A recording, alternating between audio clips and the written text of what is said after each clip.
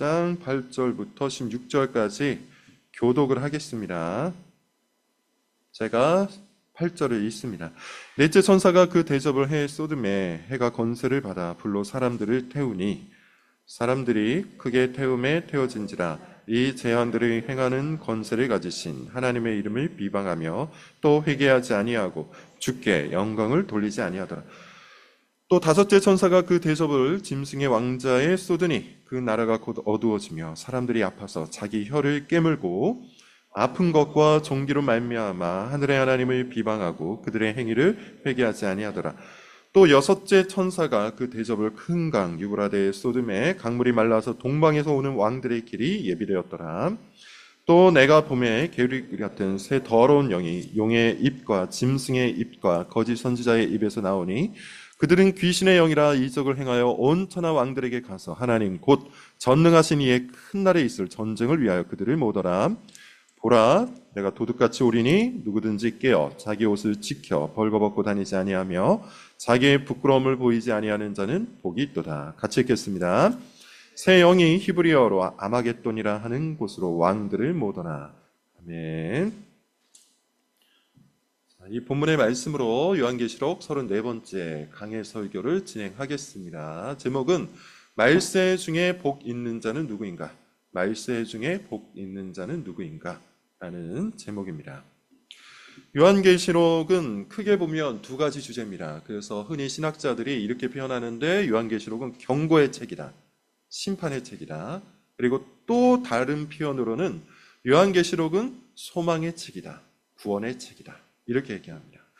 다시 이야기하면 요한계시록은 두 개의 주제가 있다는 얘기죠. 심판과 경고라는 주제가 한편에 있고요. 다른 한편에는 소망과 구원이라는 주제가 있다는 것이죠. 사실 이 주제는 제가 요한계시록 33번의 강해를 통해서 지속적으로 했던 이야기입니다. 여러 가지 많은 주제를 꺼내들어서 요한계시록 강해를 진행을 했는데 결국 요약을 해보면 두 가지라는 것이죠. 이 말씀을 통해 경고를 받으라. 이 말씀을 통해 심판을 깨달으라. 그리고 이 말씀을 통해 믿음이 있는 너희들이여 소망을 갖고 주님의 구원을 바라보라. 왜 그러냐 하면 이 세상은 두 가지 차원에서 우리가 꼭 바라봐야 하기 때문입니다. 첫 번째는 뭐냐? 멸망에 가는 중이라는 것이죠. 이 세상은 멸망에 가는 중입니다. 심판을 향해서 가는 중이에요. 이것은 성경이 너무나도 명확하게 드러내고 있는 주제예요. 성경 창세기를 펼치면 하나님께서 세상을 복되게 창조하셨습니다. 그러나 인간의 죄와 타락으로 인해서 세상은 같이 저주를 받았어요. 그래서 요한계시록을 펼쳐보면 결국 이 세상은 그 죄로 인한 심판, 죄로 인한 멸망 가운데로 나아가고 있다고 이야기해요. 그것이 창세기부터 요한계시록 전체에 이르는 주제입니다. 문제는 뭡니까? 우리의 눈으로 볼 때, 우리가 우리의 눈으로 세상을 바라볼 때 이 세상은 전혀 심판과 상관없어 보인다는 거죠. 멸망과 상관없어 보인다는 거예요. 오히려 세상은 발전하고 있고 진화하고 있고 더욱더 유토피아를 향해서 나아가고 있는 것처럼 보인다는 거죠. 자율주행이 일어나고 있고 AI가 등장하고 있으면서 세상이 점점 더 편리해지고 세상이 점점 더 유토피아, 천국처럼 변해갈 것을 사람들은 희망한다는 겁니다. 그렇게 진단하고 그렇게 바라보고 있다는 것이죠. 그러다 보니 이 주제, 심판과 멸망을 향해서 나아가는 세상이라는 주제를 안고 있는 그 메시지를 받고 있는 교회가 어떠합니까? 유혹을 받아요.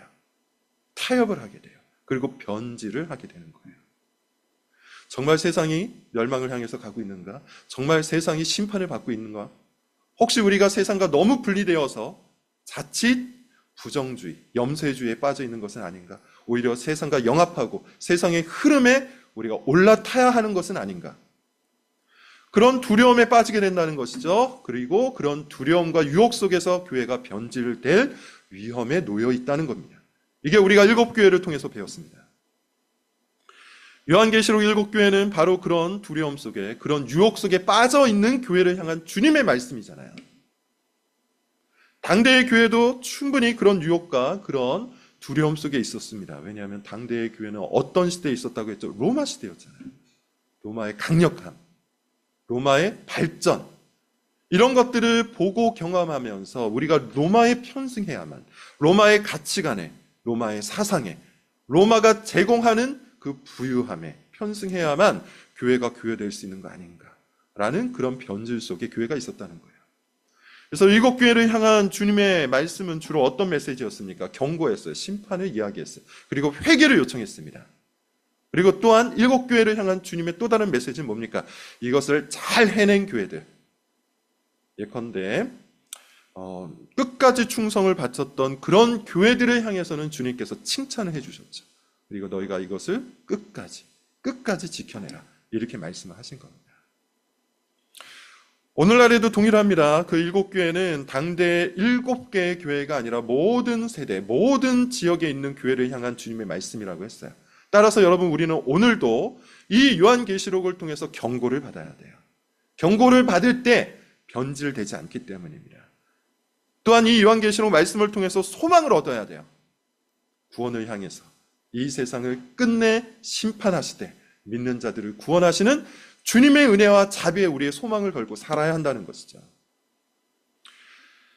그런데 때로 이런 요한계시록에 반복되는 주제를 들을 때 어떤 이들은 이렇게 생각할 수도 있어요. 너무 똑같은 주제가 반복된다. 매 주마다 경고의 메시지, 매 주마다 멸망의 메시지, 매 주마다 심판의 메시지를 반복하는 것은 참으로 지겹다. 매 주마다 소망과 구원을 말하는 것도 너무나도 지겹다. 좀 더 실생활에 보탬이 되는 그런 교훈과 주제가 있었으면 좋겠다. 그렇게 이 요한계시록에 반복되는 주제를 지겹게 생각하는 사람들은 거대한 착각에 빠져 있는 겁니다. 예컨대 여러분, 우리가 중병에 걸렸다고 한번 생각을 해봅시다. 근데 내가 그것을 깨닫지 못했어요. 뭔가 몸에 문제가 있는 것 같아요. 그렇지만 삶은 똑같아요. 아침에 일어나고 밥을 먹고 그리고 회사에 나가서 일을 하고 저녁에 돌아와서 취미를 즐기고 밤이 되면 잠을 잡니다. 몸이 조금 컨디션이 안 좋고 여러 가지 문제가 있는 것 같지만 그래도 나름대로 잘 사는 것처럼 느껴져요. 그러나 그 증상이 심해져서 병원에 가면 어떠합니까? 엑스레이를 찍고 CT를 찍고 MRI를 찍어요. 그러면 어떻게 되죠? 우리 몸속에 어떠한 병이 있는지를 보게 되는 거죠. 암이 자라고 있는지, 혈관이 막혔는지, 몸 여기저기 장기가 혹시 훼손되지 않았는지 CT나 엑스레이나 MRI를 통해서 우리가 보게 되는 거죠. 그렇게 우리의 몸이 중병에 걸렸다는 진단을 받게 되면 어떠합니까? 우리는 그 경고를 계속 들어야 돼요. 문제가 생겼다. 질병에 걸렸다. 이런 경고의 메시지를 의사를 통해서든 무엇을 통해서든 계속해서 들어야 합니다. 그래야만 어떻게 합니까? 우리가 우리의 몸을 건강하게 잘 관리할 수 있어요. 치료를 할 수 있고 관리할 수 있고 건강한 삶을 향해서 나아갈 수가 있는 거죠. 마찬가지입니다. 요한계시록은 그런 의미에서 일종의 엑스레이예요. 일종의 CT예요. 일종의 MRI입니다. 요한계시록이라는 이 렌즈를 통해서 우리는 이 세상의 질병들을 발견하는 겁니다. 그리고 이 세상에 속해 있는 교회의 질병들도 발견하는 겁니다. 따라서 요한계시록을 통해서 반복해서 듣는 이 주제를 지겹다고 생각하는 것은요, 마치 내가 중병에 걸렸는데 의사의 경고가 지겹다고 말하는 것과 다를 바가 없는 겁니다. 들어야 돼요. 경고를 받아야 돼요. 이것을 통해서 심판과 그리고 멸망의 메시지를 들어야 돼요. 그럴 때 우리가 진정한 소망을 발견할 수 있는 거 아니겠습니까?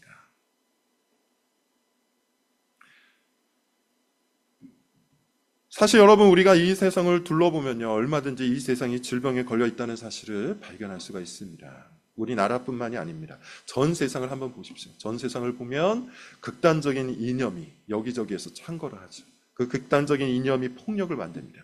그 폭력이 전쟁이 됩니다. 러시아 우크라이나 전쟁, 그리고 중동 지역에서 일어나고 있는 그 수많은 전쟁들, 그리고 여기저기에서 일어나는 폭동들, 마찬가지로 여러분, 우리나라도 이와 같은 어떤 시대적 흐름에서 크게 벗어나지 않은 채 존재하고 있잖아요. 이런 모든 현상들 뒤편에 존재하는 죄악들을 발견할 수 있어야 되고, 그 죄악들이 세상을 심판과 멸망을 향해서 이끌고 가고 있다는 사실을 우리는 발견할 수 있어야 돼요. 이것이 그리스도인의 지혜예요. 자, 서론에서 이 부분을 다시 한번 강조하는 이유는 우리가 지난 5주인가요? 6주인가요? 6주 동안 다른 주제를 가지고 왔기 때문에 요한계시록 메시지가 중단되어, 그래서 다시 한번 그 메시지를 연결하기 위해서 서론을 조금 길게 다루었습니다. 또한 오늘 본문의 메시지가 다시 한번 그 재앙들, 그리고 심판들, 멸망들에 관한 것이기 때문에 강조를 드리고 있는 것이죠. 본문으로 좀 들어가 보겠습니다. 본문 8절, 9절 말씀을 같이 읽어보도록 하죠. 8절, 9절입니다. 같이 읽겠습니다. 시작. 넷째 천사가 그 대접을 해 쏟음에 해가 권세를 받아 불로 사람들을 태우니 사람들이 크게 태움에 태워진지라. 이 재앙들을 행하는 권세를 가지신 하나님의 이름을 비방하며 또 회개하지 아니하고 주께 영광을 돌리지 아니하더라. 7 대접의 재앙입니다. 자, 우리가 7개의 재앙들을 차례대로 쭉 살펴봤어요. 첫 번째가 뭐였습니까? 7 인의 재앙이에요. 두 번째가 뭡니까? 7 나팔의 재앙이에요. 그리고 마지막으로 7 대접의 재앙입니다. 제가 몇 번 말씀을 드렸는데 이 재앙들은, 특별히 요한계시록 전체도 그러하지만 이 재앙들은 세대주의적 관점으로 해석해서는 안 된다고 했어요. 문자주의적 관점으로 해석해서는 안 됩니다. 예컨대 이 재앙들 하나하나를 역사적 사건과 1대1로 대응시켜서 해석하는 것은 아주 잘못된 해석입니다. 바람직하지가 않아요. 예컨대 오늘 본문에 보면 이런 표현이 나오죠. 넷째 천사가 그 대접을 해 쏟음에 라고 되어 있어요. 그 해가 권세를 받아 불로 사람을 태우니. 그러니까 소위 말하는 불의 재앙이 나오는데 세대주의자들은 불이 일어날 만한 재앙이 뭐가 있을까 고민을 하다가 핵폭탄이 아닐까 혹은 화산 폭발이 아닐까 이런 식으로 해석을 합니다. 그래서 그런 방식으로 역사적 사건과 종지켜서 이런 일들이 일어나고 있으니 곧 멸망이 다가올 것이다. 이렇게 해석을 하는데 그런 방식으로 해석하는 것은 올바른 선택이 아니에요. 계속해서 말씀을 드리고 있는 것처럼 요한계시록은 일종의 상징과 비유와 은유를 통해서 메시지를 계속 전달하고 있습니다. 따라서 여기에서 말하고 있는 불의 재앙은 역사적 사건과 조응시키기보다는 불이라는 상징적인 이미지를 이해를 해야 돼요. 성경 전체에서 그리고 요한계시록에서 불은 어떤 것을 의미한다고 했죠? 심판입니다. 심판. 예컨대 한 가지만 말씀을 드려보면 이렇습니다. 출애굽 시대에 어떤 일이 있었냐면 고라 자손이 모세와 아론에게 반역을 해요. 고라 자손들이 모세와 아론을 찾아와서 이렇게 얘기합니다. 우리도 하나님의 백성이고 너도 하나님의 백성인데 왜 너희들에게만 하나님께서 말씀하신다고 하느냐. 그러면서 하나님께서 위임하신 권위를 부정하고 모세와 아론을 끌어내리려고 했죠. 그때 하나님께서 진노하셔서 땅이 갈라지고 불이 그들을 삼켰다고요. 이때 불이 뭡니까? 하나님의 직접적인 심판의 이미지예요. 하나님의 직접적인 심판. 따라서 넷째 재앙에 등장한 이 불의 재앙은, 불의 심판은 하나님의 직접적인 심판을 의미하고요. 그 말은 곧 하나님의 심판이, 하나님의 최후 심판이 가까이 다가오고 있다는 것을 뜻합니다. 표현하기를 이렇게 표현합니다. 해가 권세를 받아 불로 사람을 태우니 사람들이 크게 태움에 태워진지라. 여기서 말하는 사람들은 어떤 사람들입니까? 불신자들이에요.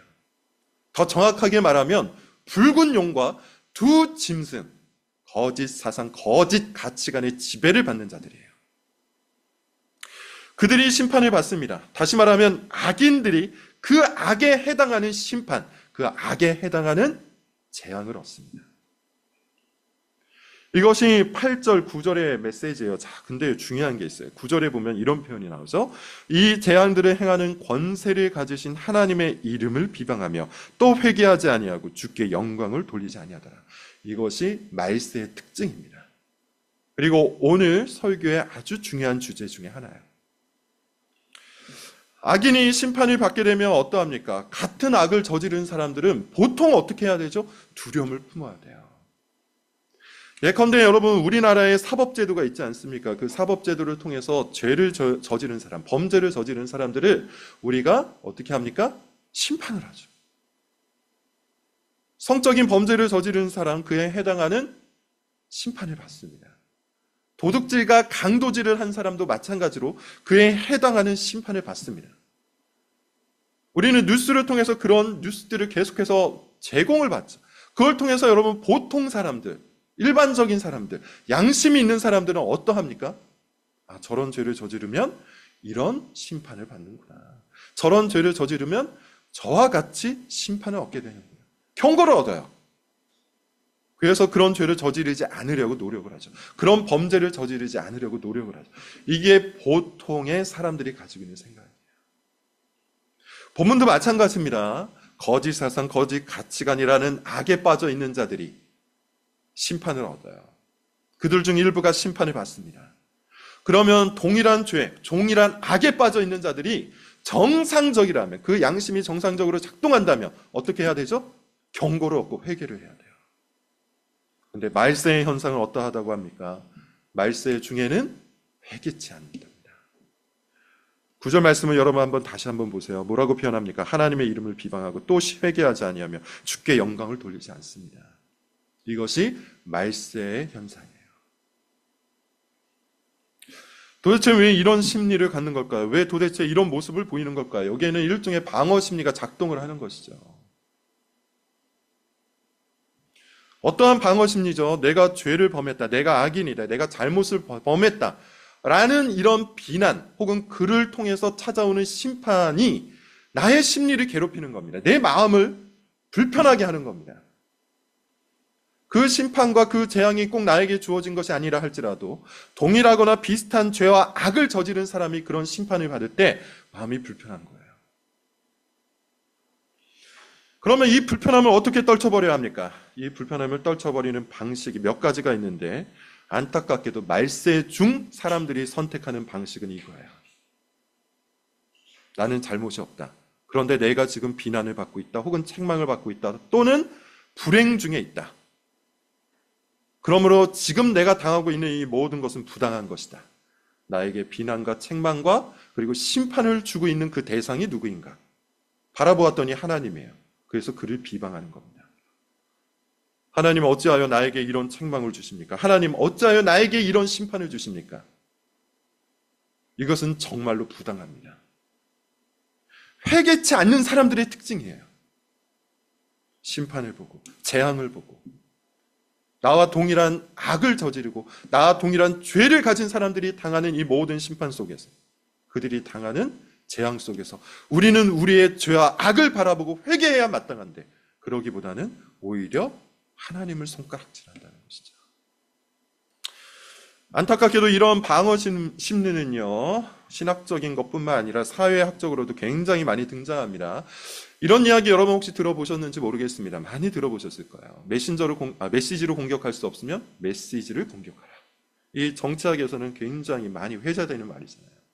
너무나도 명확한 메시지, 너무나도 정확한 메시지가 나에게 공격이 들어와. 이걸 도저히 방어할 수가 없어요.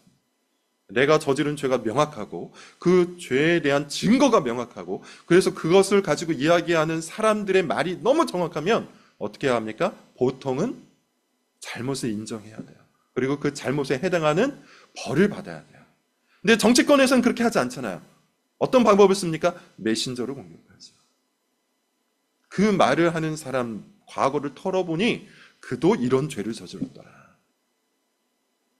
나를 공격하고 나를 비난하는 사람의 말들을 보니 그 역시 과거에 이런 말을 했더라.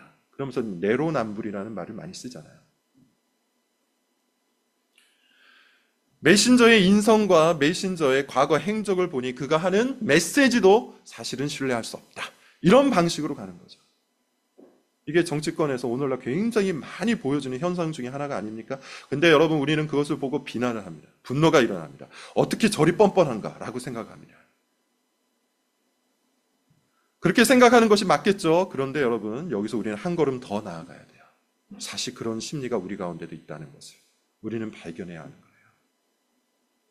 내 마음속에도 누군가가 나를 비난할 때, 더 정확히 말하자면 성경 속에서 그 말씀이 나의 죄악들을 드러내고 그 말씀이 나의 악들을 폭로해 나갈 때 나 역시도 동일한 방식으로 방어 심리가 움직인다는 사실을 발견할 수 있어야 돼요.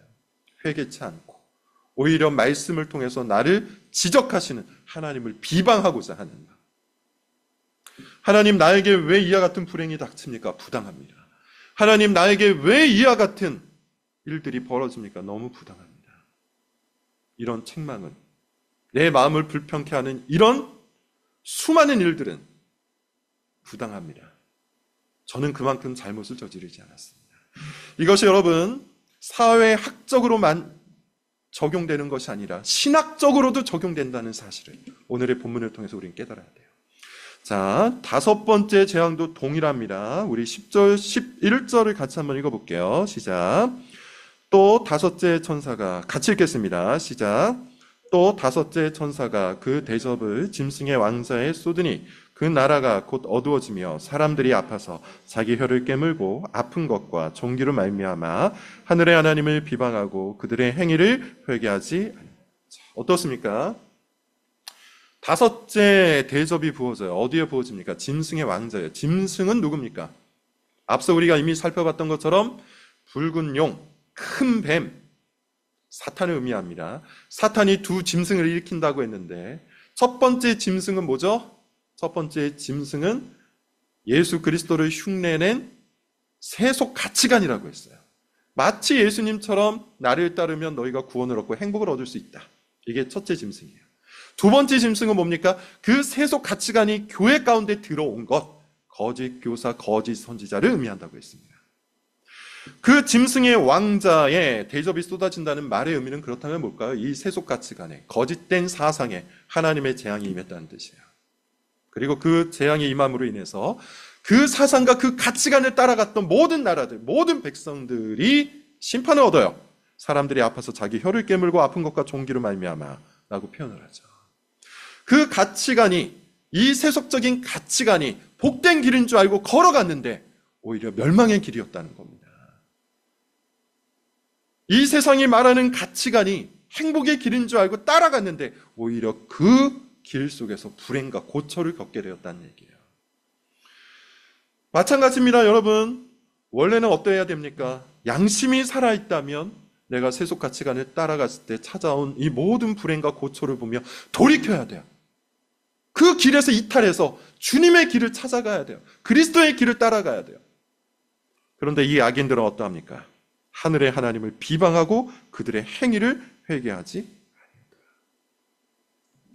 이것이 세속 가치관을 따라가는 불신자들, 악인들의 특징이에요. 말세에는 이런 현상이 비일비재합니다. 그러므로 여러분, 사실 우리는 이 사실을 놓고 좌절할 필요가 없어요. 어찌하여 세상이 이토록 악한가? 어찌하여 세상이 회개하지 않는가? 어찌하여 주님의 말씀을 사람들이 높이지 않는가? 어찌하여 이 모든 책망 속에서도, 이 모든 심판의 전조 속에서도 사람들이 주님을 바라보지 않는가? 좌절할 필요 없습니다. 절망할 필요 없습니다. 오히려 그것은 말세의 현상이요 주님 오실 날이 가까이 왔다는 증거이기 때문이에요. 자, 그 이야기가 여섯 번째 재앙을 통해서 등장합니다. 우리 12절부터 15절까지를 먼저 한번 읽어보겠습니다. 12절부터 15절입니다. 같이 읽겠습니다. 시작. 또 여섯째 천사가 그 대접을 큰 강 유브라데에 쏟으매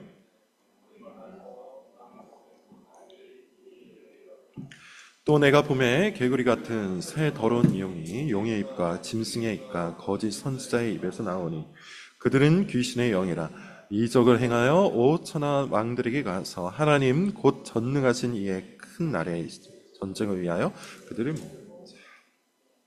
여섯 번째 대접이 어디에 부어집니까? 큰 강 유브라데예요. 유브라데라는 강은 제가 요한계시록 설교를 하면서 한번 말씀드린 적이 있을 거예요. 요한계시록에서 유브라데 강은 뭘 의미한다 그랬죠? 이스라엘을 침공했던 북방 민족들이 오는 길목이라고 그랬어요.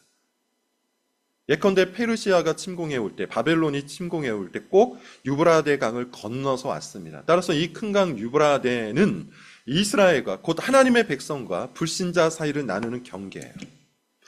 그런데 재앙의 대접이 부어지자 어떤 일이 벌어집니까? 강물이 말라버립니다. 강물이 마르면 어떠합니까?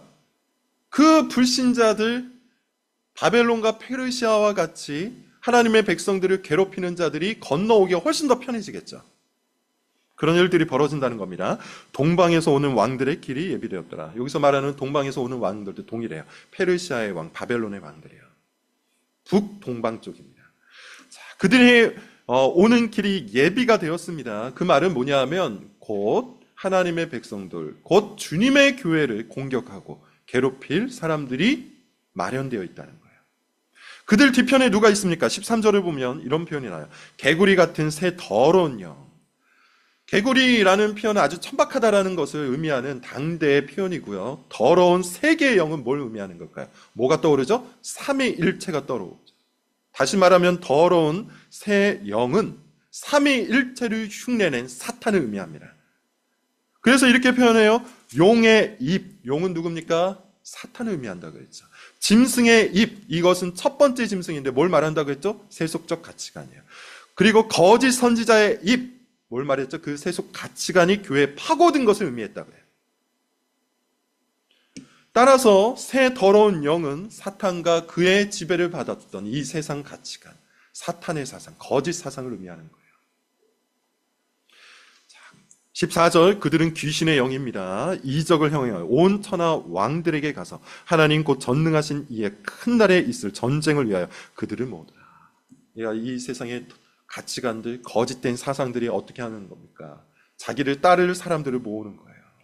세속 가치관을 따를 사람들을 모으는 거예요. 거짓 사상에 흠뻑 빠져 있는 수많은 사람들을 모아서 교회를 공격하고자 하는 거예요.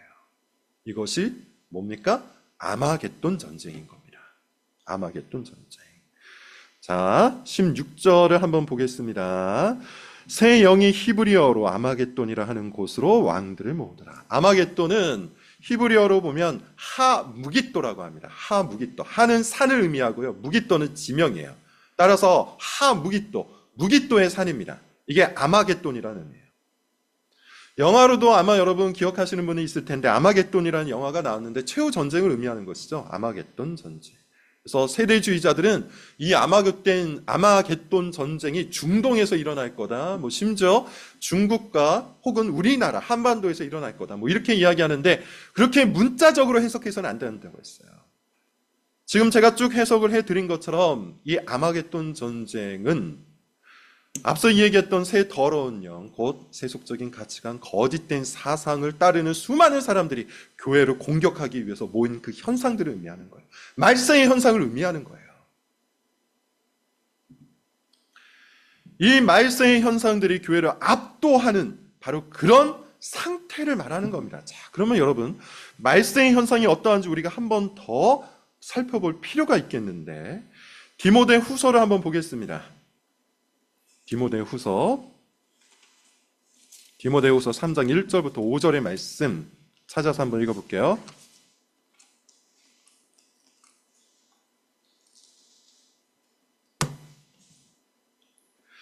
말세에는 이런 사람들이, 이런 일들이 많습니다. 디모데후서 3장 1절부터 5절의 말씀인데요. 제가 읽겠습니다. 너는 이것을 알라. 말세에 고통하는 때가 이르러 사람들이 자기를 사랑하며 돈을 사랑하며 자랑하며 교만하며 비방하며 부모를 거역하며 감사하지 아니하며 거룩하지 아니하며 무정하며 원통함을 풀지 아니하며 모함하며 절제하지 못하며 사나우며 선한 것을 좋아하지 아니하며 배신하며 조급하며 자만하며 쾌락을 사랑하기를 하나님 사랑하는 것보다 더하며 경건의 모양은 있으나 경건의 능력은 부인하니 이 같은 자들에게서 내가 돌아서라. 이게 말세의 현상이에요. 말세 때 일어나는 사람들의 모습이에요. 가장 큰 특징이 뭡니까? 하나님보다 자기를 더 사랑하는 거죠. 하나님보다 자기 쾌락을 더 사랑하는 것이죠. 그러하기에 그는 돈을 사랑한답니다. 그리고 자기 자신을 드러내는 것에 꺼리낌이 없습니다. 교만하다고 하죠. 비방을 즐긴다고 하죠. 부모를 거역한다고 합니다. 이 부모 거역은 단순히 육체적인 부모뿐만 아니라 하나님께서 세우신 모든 권위를 향한 거역을 말해요. 감사하지 않습니다. 거룩을 향하지 않습니다. 무정하고요, 원통함을 풀지 않습니다. 이 얘기는 무슨 말이냐 하면 자신이 당한 모든 부당함, 자신이 당한 모든 불행은 합당하기 때문에 나에게 이런 불행을 주는 사람에게 내가 그에 합당한 복수를 행하는 것이 정당하다고 믿는 것이죠. 모함을 하죠. 절제하지 못하죠. 사납죠. 선한 것을 좋아하지 않죠. 배신을 즐깁니다. 조급합니다. 자만합니다. 쾌락을 좋아합니다. 오늘날의 현상들 아닙니까? 오늘날 사람들이 보여주고 있는 그런 모습들이 아닙니까? 다시 한번 말씀드리지만 여러분, 오늘 본문은 우리가 이런 모든 현상들 앞에서 좌절하라. 이런 모든 현상들 앞에서 절망하라. 그러므로 그냥 교회 가운데만 모이라. 그러므로 우리가 부정주의와 염세주의에 빠져 살라. 이것이 아니죠. 오늘 본문이 우리에게 전달하는 핵심적인 교훈은 바로 이겁니다. 오늘 본문에 우리가 읽지 않았던 구절 하나가 있어요. 같이 한번 읽어보겠습니다. 15절입니다. 요한계시록 16장 15절의 말씀 같이 한번 읽어볼게요. 시작. 보라, 내가 도둑같이 오리니 누구든지 깨어 자기를 지켜 벌거벗고 다니지 아니하며 자기의 부끄러움을 보이지 아니하는 자는 복이 있도다. 이러는 와중에, 이런 말세의 현상 중에 사람들이 회개치 않고 하나님을 비방하며 앞서 읽었던 디모데후서의 그런 모습을 보이는 그런 상황 속에서 예수님은 선언하세요. 너희가 복이 있도다. 너희에게 복이 있도다. 어떠하기에 복이 있다고 얘기합니까? 깨어서 자기 옷을 지켜 벌거벗고 다니지 아니하며 자기의 부끄러움을 보이지 아니하는 자, 그런 자들이 복이 있다고 해요. 깨어있는 자는 복이 있습니다. 이 말세의 현상을 깨닫는 자는 복이 있습니다. 우리가 살아가고 있는 이 세대가 말세라는 것을 아는 자는 복이 있습니다. 사람들의 모습을 보면서, 세상의 모습을 보면서, 교회의 모습을 보면서 주님 오실 날이 가까이 왔다는 사실을 아는 자는 복이 있습니다. 왜 그렇습니까? 그런 영적으로 깨어있는 자, 그런 영적인 깨어임이 있는 자는 자신의 신앙을 이 모든 세속적인 가치관으로부터 지켜낼 수 있기 때문이에요. 자기 옷을 지킨다는 말이 무슨 말입니까? 우리 주 예수 그리스도께서 나에게 입혀주신 의의 옷을 지킨다는 얘기잖아요. 그 의의 옷을 벌거벗고 다니지 아니한다는 것이죠. 자기의 부끄러움을 보이지 아니한다는 말은 뭡니까? 나의 죄악을 우리 주 예수 그리스도의 옷으로 덮고 그 신앙을 지키며 살아간다는 그런 뜻이잖아요. 경고를 들을 수 있는 자, 심판을 바라볼 수 있는 자, 내 몸에, 우리 교회 속에, 이 세상 속에 치명적인 질병이 있음을 발견할 수 있는 자, 그런 자들은 복이 있습니다. 그 질병과 맞서 싸울 수 있기 때문이죠. 그 질병을 치유하기 위해 우리 주 예수 그리스도를 날마다 찾아갈 수 있기 때문이죠. 그 질병 속에서도 소망을 우리 주 그리스도 안에서 얻을 수가 있기 때문이에요. 그러므로 여러분, 이런 말세의 현상 중에도 우리는 소망을 잃지 말고 깨어서 우리의 신앙을 이 모든 거짓된 사상과 세속적인 가치관으로부터 지켜낼 수 있기를 바랍니다. 주님께서 그것을 우리에게 요구하십니다. 예수님께서 오늘 우리에게 동일한 말씀을 던지고 계십니다. 보라, 내가 도둑같이 오리니, 내가 갑자기 찾아오리니 누구든지 깨어 자기 옷을 지켜, 내가 너에게 준 그 의의 옷을 지켜 벌거벗고 다니지 아니하며 자기의 부끄러움을 보이지 아니하는 너희는 복이 있도다. 절망의 시대입니다. 좌절의 시대입니다. 심판과 경고가 다가오고 있는 그런 시대입니다. 그러나 참된 믿음을 갖고 깨어있는 자들은 복을 얻고 주님의 영광 속에서 살아갈 수 있습니다. 우리 모두는 이 말씀을 통해서 회개치 아니하고 하나님을 비방하기보다는 깨어서 의의 옷을 지켜내며 주님께 영광을 돌릴 수 있는 그런 교인, 그런 교회가 될 수 있기를 바랍니다. 기도하겠습니다.